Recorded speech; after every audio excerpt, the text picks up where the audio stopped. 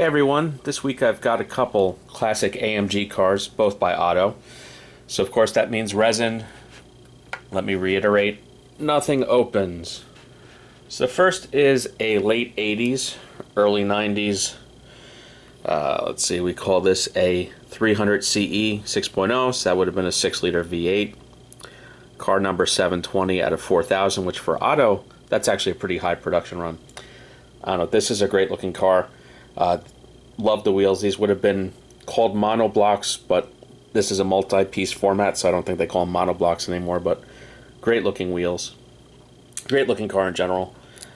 You'll notice I'm missing the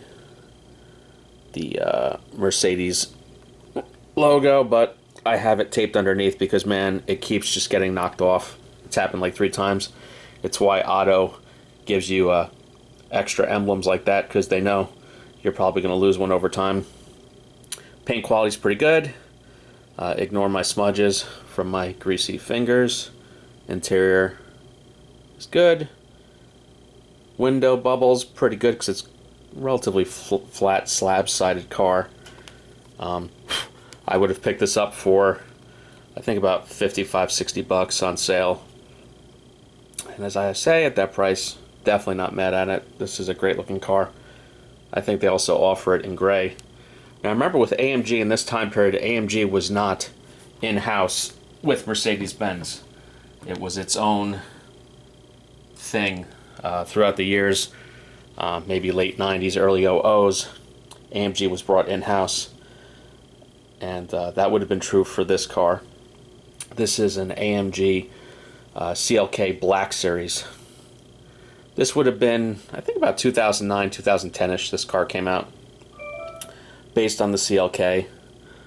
Unfortunately, from the looks of it, these are closed mesh grills. A little sad.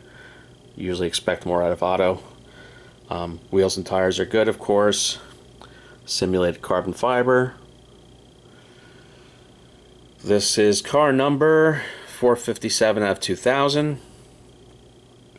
This is called a CLK 63, but it's a bit of a lie because it's really a 6.2 liter, normally aspirated V8. I think like 507-ish horsepower. I don't know, something like that. This is all off the top of my head. I'm not looking anything up.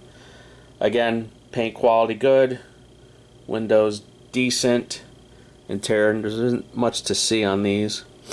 I picked this up with a bunch of other Mercedes-Benzes I've been showing for a while for about, I think, $58, which really is a pretty good deal. Really, as usual, there's nothing to see with Otto boxes. Just your plain white box, no information specific to a car.